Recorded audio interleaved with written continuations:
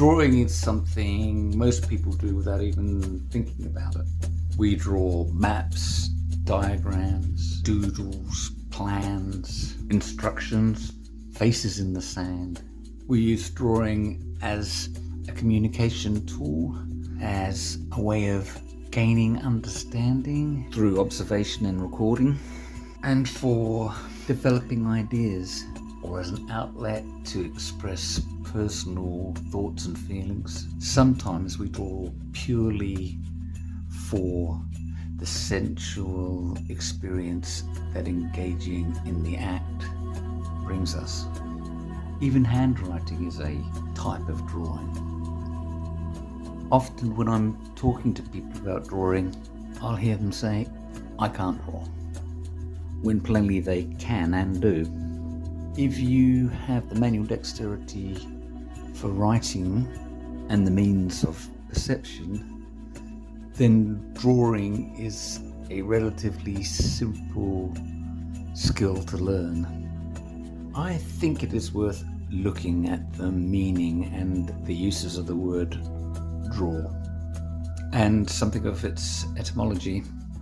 I believe this gives a valuable insight into why drawing is such a valuable tool and an end in itself. A feel for the nature of what drawing is. I'm not doing this in order to come up with a hard and fast definition. I'm more doing it as a means of gaining better understanding of what drawing is. A starting point for exploring the subject in greater depth. It's such an interesting and fundamental and important process, one I have returned to as an artist throughout my life. It is one of the first things we learn to do. It's a pity really that the benefits of drawing aren't fully appreciated in the later stages of education. This seems to be about the time that people begin to believe they can't draw. That's a subject worth discussing another day. Drawing was an integral part of my art training, and when I first came to teach drawing, I found looking at the broader meaning of the word was unexpectedly enlightening. Most, if not all, meanings of the word to draw, including its use in art, stem from the act of pulling or to pull. Pull out, pull in, pull up, pull toward, pull through, across, and so on. Drawing is about extraction, as in to draw water from a well. Drawing is about attraction, the way a moth is drawn to the light. You can draw a gun or a lottery ticket, or draw blood, or draw someone to you. You can pull up like a drawbridge, or you can pull out like a chest of drawers. From what I could gather, the word draw was used early on when drawing a picture was because the tip of a nib or the point of a pencil was pulled rather than pushed across the surface of what was being drawn on. This was, and still is in many ways, for ease of movement and to avoid breaking what is being drawn with and or damaging what is being drawn on. So when you're drawing, you're pulling out a line, you're drawing the ink out of the pen, you're leaving behind a trail of graphite as you pull your pencil across the paper, or chalk or charcoal or whatever you choose to leave a mark on whatever you choose to leave it. We also use the word draw when we are talking about taking things in from your surroundings.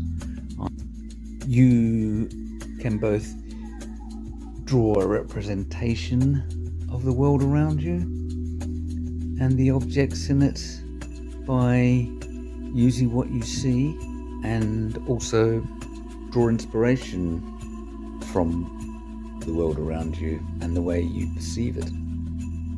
A drawing is part of the process of pulling out meaning and understanding of the world we're in and draw inspiration from it. Making a drawing is an ideal way to draw from the world around us and also draw from what is within us. A drawing is where the outside and the inside worlds we inhabit meet. If you clip something, you have a clipping. If you draw something, you have a drawing. When you pull a pint and draw it from the barrel, the drawing is a draft. In the same way, when you sketch something, what's drawn can be a draft.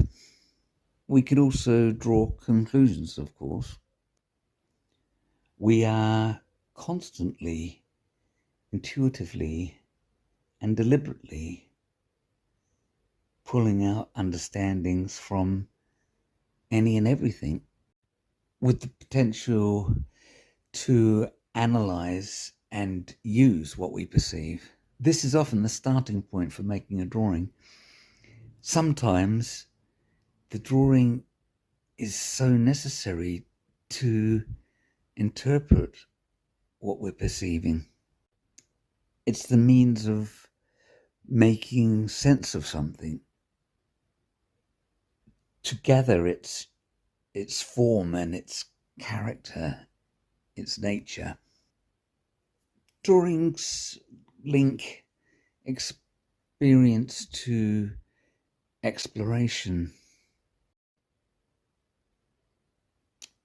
Drawing can be used as a way of teasing out and accessing things from within ourselves that can't be observed in other ways. Things that are not picked up on our day-to-day radars. When you draw water from a well, you can take a look in the bucket and test it. It can be like a core sample. It's like taking a rubbing of something that you can't see. Drawings are the embodiment of the thoughts and feelings and actions that bring them into being. And as such, they are readable on different levels. So you can use drawings to explore what is without and what is within. And the two can meet in the drawing that results.